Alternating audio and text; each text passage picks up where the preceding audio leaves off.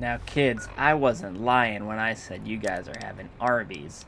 Look at this. Look at,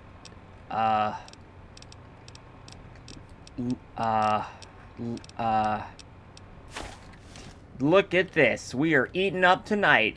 You like a cat. You like meow meow in the night. Meow. Bye.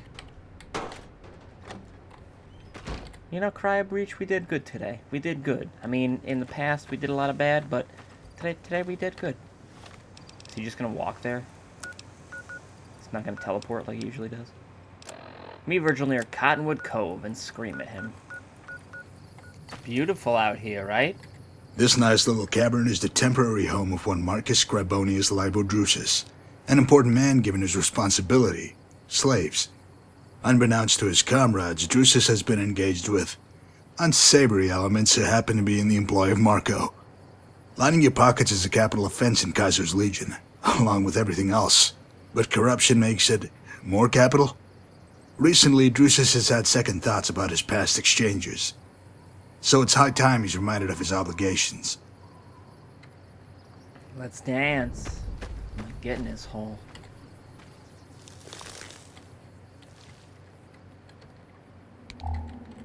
Mighty dark in here. Hello? Who dares intrude in my quarters? Name yourselves. Not a polite reception, I must say.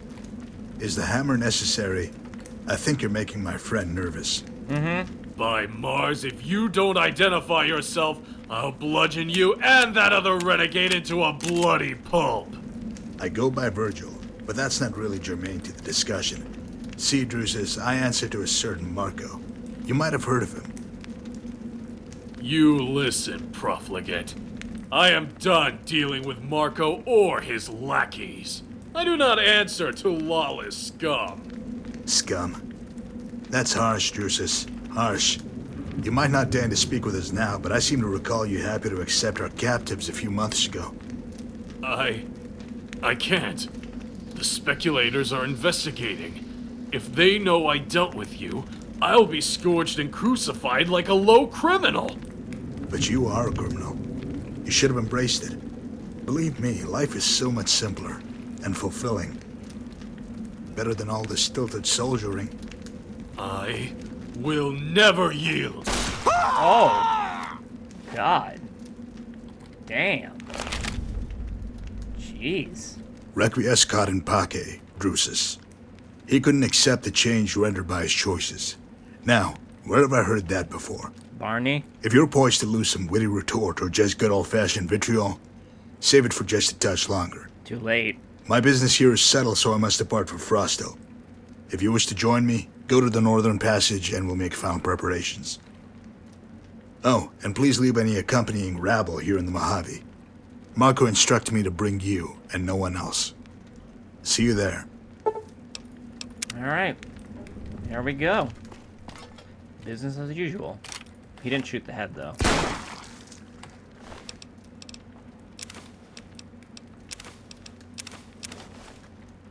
I got the iguana bits, so that way next time there's some kids, we could give them.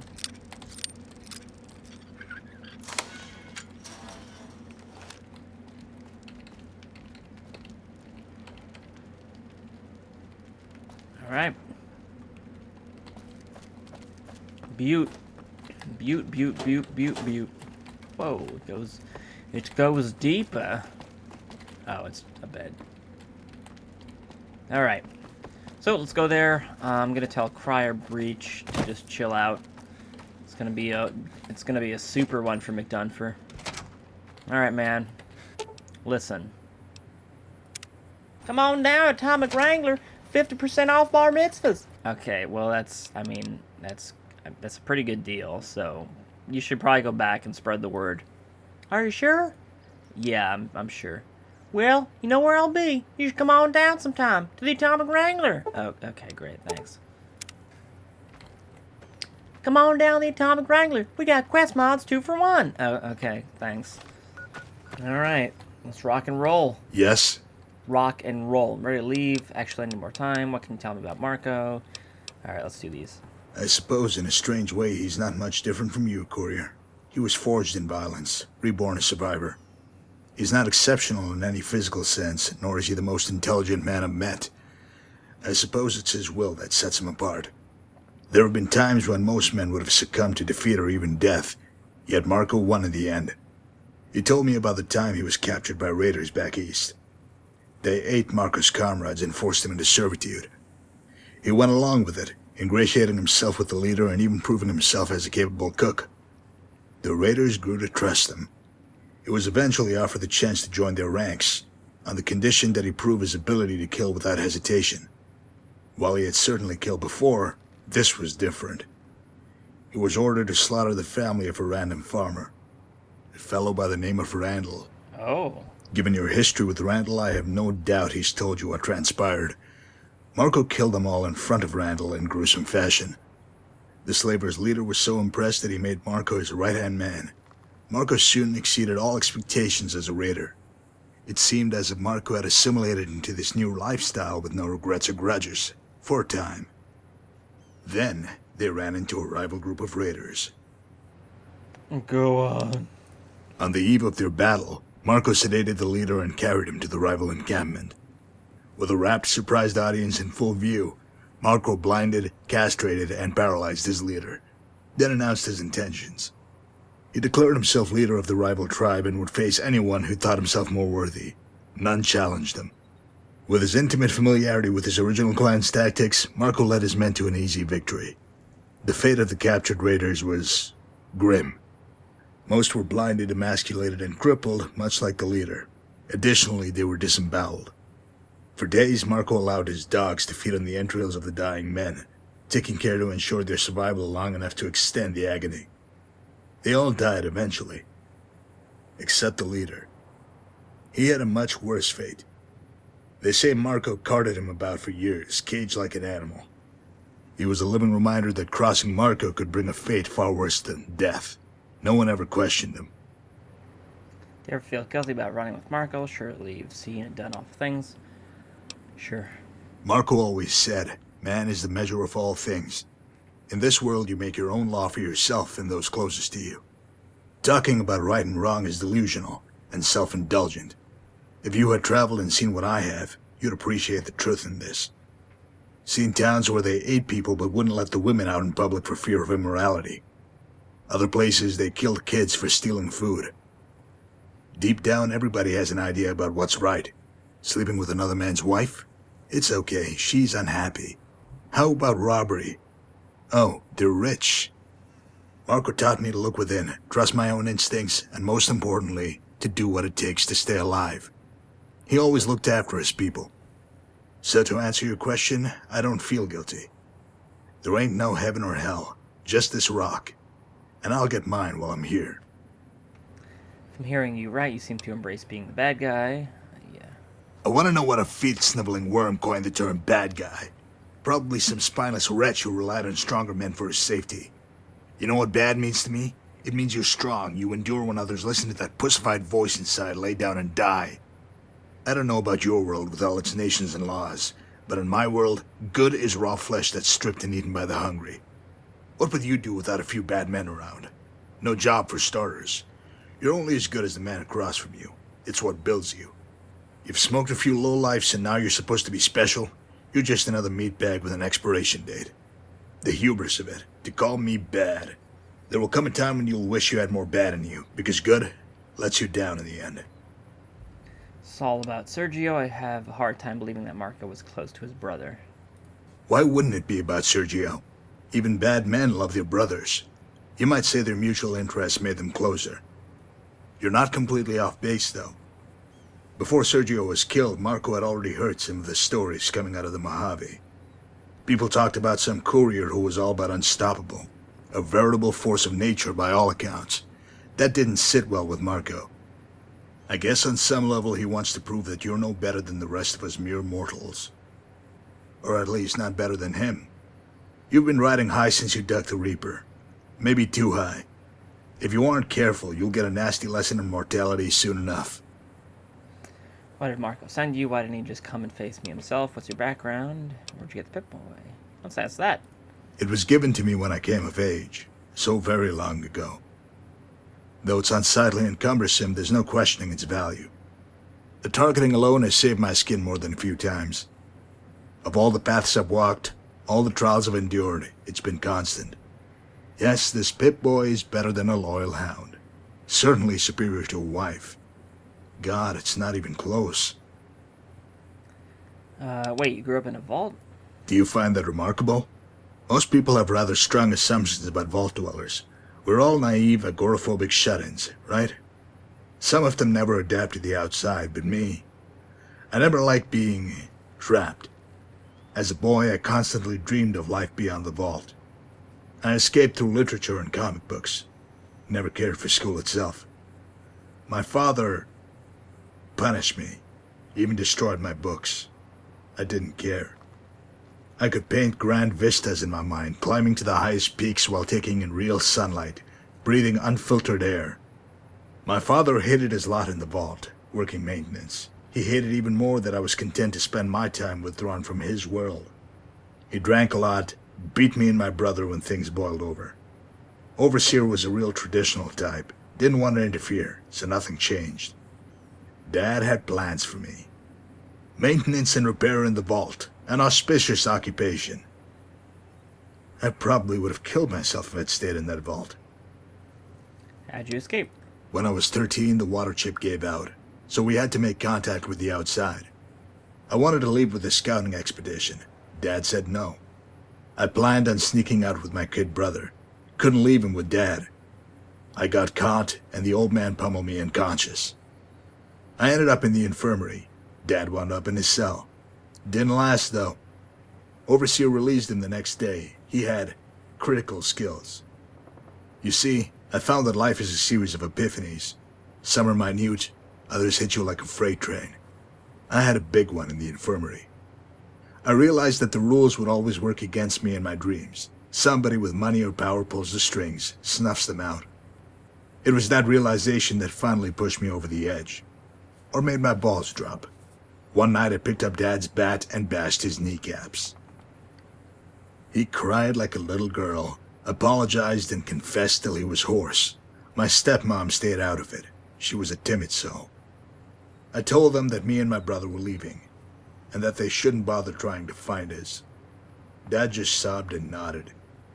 There was a skeleton crew guarding the entrance, so we slipped out before they found Dad. Don't know what became of him. Knowing what I know now, I only wish they'd finished that bastard off. He was a waste of life. Damn. Alright, then what? We left at night, but it was still disconcerting at first, seeing the sky above you, like an ocean bearing down on you. You feel so small. We adjusted soon enough, just kept walking east. It was so stupid in hindsight. A couple of kids with a baseball bat, nothing more. You see, back east there aren't all these nations like you have here. It's just towns and tribes with no real order. We had no idea. I wish I could tell you we found a town and everything worked out. Not the case. We were picked up by slavers led by a man named Dicky. Dicky ran a roaming band who would lease out slaves to towns or raiding crews. To his credit, he was a sharp trader. I thought I had taken some harsh beatings, but the slavers made Dad seem like some grandma with an old switch. They were merciless. It only bothered me when they hit my brother, though. He was no more than 8 at the time, so they planned on making him a sex slave. I despised Dicky not because of his cruelty, but because he was always smiling, whistling, making cracks. Dad may have been an abusive cretin, but at least he imparted some mechanical know-how. That's how I got the slave collars off. We ran until our blood burned and our bare feet bled, then ran some more. Dicky was tracking us with dogs. It was closed when I spotted the town. In that moment, I knew we wouldn't make it. Dicky and his crew were too fast, so I sent my brother off towards the town while I backtracked. He made it. I didn't. If I'd known what awaited me, the sheer hell of it, I might have killed myself before they took me. What did Dicky do when they recaptured you? What didn't Dicky do? 5 years. 5 years of hell. That's what I got for leaving the vault and saving my brother. It was work, beatings, work, and then more beatings. All the while there was Dickie's laughter. All the while I thought of my brother. I was near a man when Dickie got the idea of matching me up in the cage. That was a big draw, fighting slaves to the death. I knew it was my chance. What happened when you fought in the cage? I was strong enough from all the work, but I didn't know anything about real fighting. Dickie wanted to use me as bait for his stud fighter, Jay. Guy had at least 30 pounds in me, had won a dozen matches. I saw him as an obstacle to my freedom, something between me and my brother. It was one of the many lessons in the power of resolve. That man should have killed me, but I wanted it more, plain and simple. He broke one arm and half my ribs, but I ended it when I gouged his eyes and then drove my heel through his skull like it was a piece of old fruit. Dickie wasn't laughing then. I was hurt, but seeing his face was worth every break and bruise that I'd suffered. It was the first time I killed. I'm not sure what Dickie had planned for me because another man bought me on the spot. Guy named Thompson. He was all right. Thompson made me an offer. Win enough matches and I'll set you free. Win a lot of matches and you can join the crew. So I did. So I fought and I won. Every type of man, big, small, slow, fast. I found a way to kill them. It always boiled down to willpower, nothing else. Thompson was an old fellow, gruff but fair. He pushed me hard, but it paid off. He never beat me. Not that I gave him reason. I respected him. He recognized the fire burning in me, knew how to harness it without smothering me. Wasn't long before I was working alongside him. After Thompson died, I was in charge. Wasn't long after that I met Marco, and the rest is history. Why did Marco send you? Why didn't you just come and face me? Do you always imagine elaborate, contrived showdowns with your antagonists? I'm afraid Marco's a touch more pragmatic in his outlook. Don't worry, he'll fight you on his own terms when the time's right. First, I have to see to his interests while he stabilizes things in Utah. He told me that Sergio came here, squared off with you in some mountain town. Didn't work out well for him, did it? No. Do you want Marco that badly? You have to know that it's risky going up to Utah. Risks are unavoidable. I'll adapt and overcome. Even in Utah, I don't give a damn where he's holed up. I'll find him and kill him just the same. Remain silent. Risk only matters if you're truly afraid of dying. I sort of lost that feeling back in Good Springs. Adapt and overcome. To your credit, you are adaptable. Some things can't be accounted for, though. When you taste Marco's vengeance, it will cut you off at the knees. You ever seen a cripple win a wrestling match? I mean, I've seen some midgets put up a mean fight with arm bars and whatnot, but never a gimp. Wait. Yes? I have more questions. What's your background? How did you get mixed up? I had a non-traditional upbringing, with the requisite amount of violence for wasteland standards. Marco found me when I was a young man. I was just a thug when we met. He saw something in me, something I didn't know about myself. He just has that ability. It's uncanny. He pushed me to become more proficient at violence, but also instilled the urge to educate myself. It's amazing what learned slaves can teach you. I have no doubt I would have perished in some scrape back east if I hadn't met Marco. I would have been another anonymous, forgotten raider. Some gang members came and went, like Red Bear. They feared Marco, so their presence was usually ephemeral. There was always a core, though. We stay loyal to Marco because he wins every time, against all odds. There's profit, but also brotherhood. Is it the same with your group? Mm-hmm. The companions stick with me out of mutual respect, out of fear me, hence their loyalty. The companions are more like business partners who are in it for the profit. Don't ever talk about my companions, bub. Remain silent.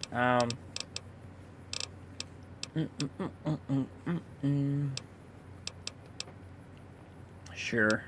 Respect? All the time, even when someone is drunk or careless? I wonder how you tolerate their flaws, and vice versa. Well, they don't really talk, so... Yes? Gotta get the whole story. Alright, I guess that was it. Sure, let's go. Only 250 miles to go. Let's get started. The departure. You stand poised to depart the Mojave Wasteland for Frost Hill, Utah. You stand poised to depart the Mojave Wasteland for Frost Hill, Utah. It will be a long, arduous journey, and you will be unable to return until you've dealt with Marco. You will have limited access to food and munitions during your time at Frost Hill. Food, not feud. If you're up to the challenge, inform Virgil that you are indeed ready to depart. Marco waits. Remain in the Mojave. Depart. Depart. Let's go. Yeah. Fallout, New Vegas. New Vegas Bounties 3. Thanks, Chasm. It's a nice long walk to Frostville, so pay attention and you might learn something. Over the years, travelers have told stories of a man in black, the most dangerous killer alive, from somewhere far to the east. For you, he was merely a name, Marco. He would have remained just that, if not for a chain of events after you emerged from the grave. You squared off with the Mojave's worst, and prevailed. Some began to speak of you as a living legend of the wasteland. None of this would have mattered until you met a man named Sergio, and killed him. Then you had Marco's full attention. When he heard about his brother's death, he sent me to find you, to bring you to him, so that you could settle this. Now there will be a grim meeting between you and the man in black, after which only one legend will endure.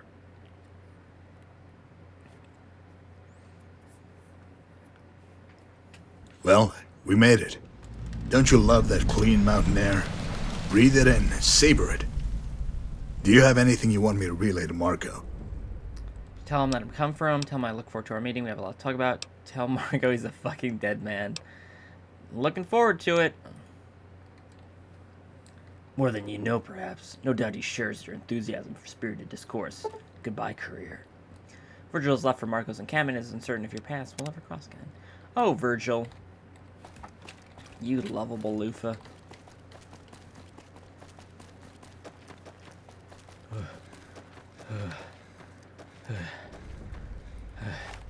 Free. Oh, God, stop. Oh, Jesus. Get away from me. Damn hobos. Jesus. Welcome to Utah. Dickheads. Is that you, Virgil? Randall? Canyon. You okay, stranger? Well, hellfire if it isn't my old protege, come up all the way from the Mojave Wasteland. You are a sight for sore eyes, old friend. what are you doing here, How the Randall? hell are you? Took your sweet-ass time getting here, if I may say so. It's good to see you, too. I had a few delays, but I got here just the same. I got here, didn't I? Not exactly a quick trip. Turning into a zombie made you surly, didn't it? I got here when I could. God damn it, you're alive? I thought they buried you in the desert. Didn't you get the letter? Damn, I paid that courier extra, and he still couldn't get it done. Goddamn messengers are useless. As you can see, I ain't dead. Well, not entirely. I'm more or less a walking corpse, thanks to that cocksucker Sugar. Goddamn son of a bitch. It's good to see you, too. I had a few delays. Yeah, I reckon so. We got a lot of catching up to do, but we best do it back at my shack. It ain't safe out here in the open. Here's a spot on your map. It ain't much, but there's shelter and some warm beds. Stop by and I'll catch up on everything. Be careful now. Good old Steve. Alright, what do we got? Speak with Randall in the shack. Yeah, look at that. Nice. Me and Randall and me. He's a ghoul now, can't you see? Me and Randall and me. He's a ghoul now, can't you see? Bum. I'm going ahead of you. Your ghoul legs just are not carrying you fast enough. Ah. Bounty Hunter. Welcome to Bounty Hunter Park. Randall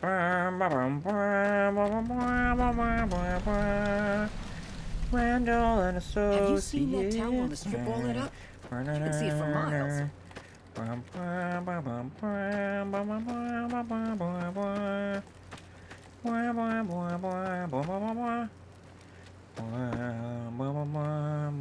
Man, everyone's smoking cigarettes. Randall Associates. I hear the Legion's fixing to attack Brookshire over there. Shack. Good thing I Thorn. ain't there. Alright, let's go talk to him first before we start poking at everyone.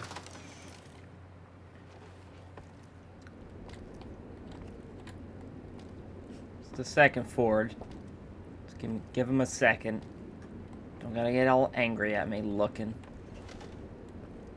Look at you, Cooper. Let me sit down. Get acquainted once more.